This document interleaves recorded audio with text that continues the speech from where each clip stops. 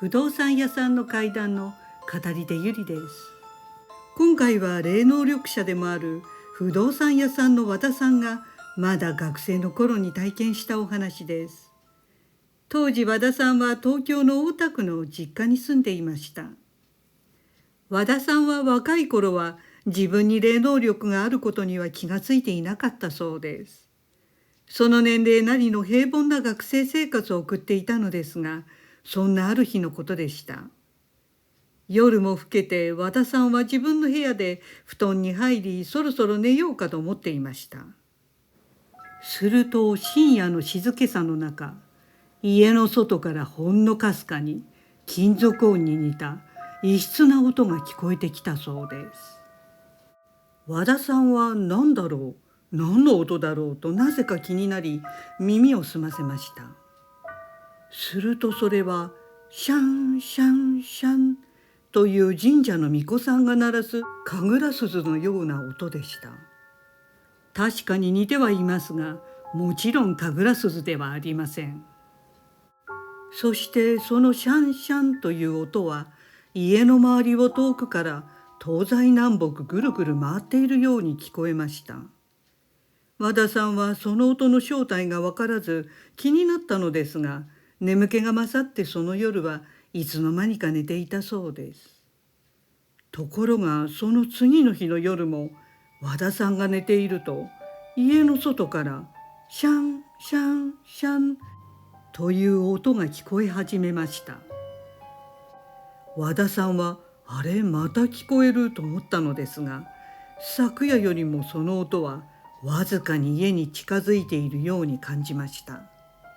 そして昨夜のように音はぐるぐる回っているようでした。その音は次の日も次の次の日も深夜になると聞こえてきたそうです。そして日を増すごとに徐々に音は大きくなっていき、つまりだんだんと家に接近しているのだと分かりました。相変わらず正体不明の音でしたが、和田さんは直感的に関わらない、そして踏み込まない方が良いと感じました。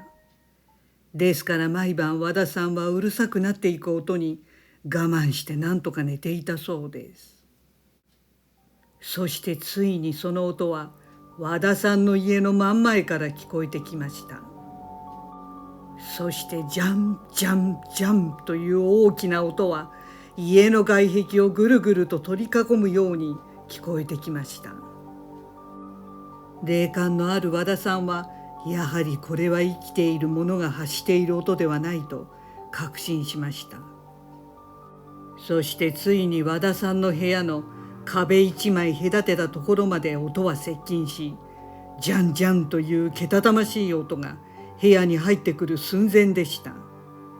和田さんは中に入れてはいけないと思っただけでなく、音に我慢ができずに思わずうるさいと叫んでしまいました。するとその瞬間、窓の外がパッと白く光ったそうです。そして和田さんの視界が真っ白な光に包まれ、何も見えなくなったそうです。それでもジャンジャンジャンという音はなくなりませんでした。摩訶不思議な現象には慣れている和田さんは臆せずすぐに窓を開けました。光と音に追い詰められた和田さんはもう限界でした。思わず反射的にその光に向かって拳で殴ったそうです。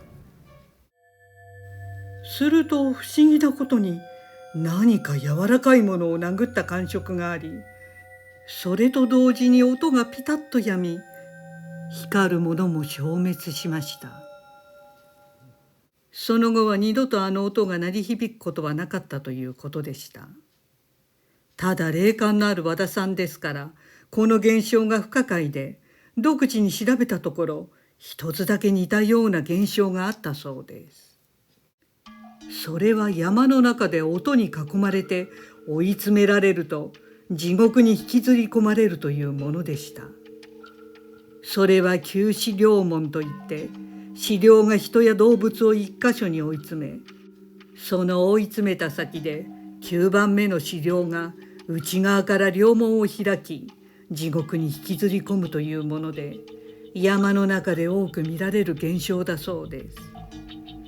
和田さんは都会の真ん中で体験していますが、それはやはり彼の霊能力と関係するのだと思います。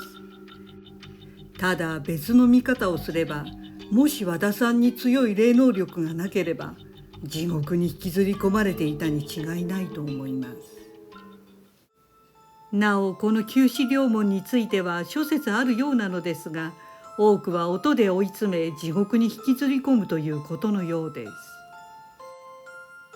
ご視聴ありがとうございました。よろしければチャンネル登録といいねボタンお願いします。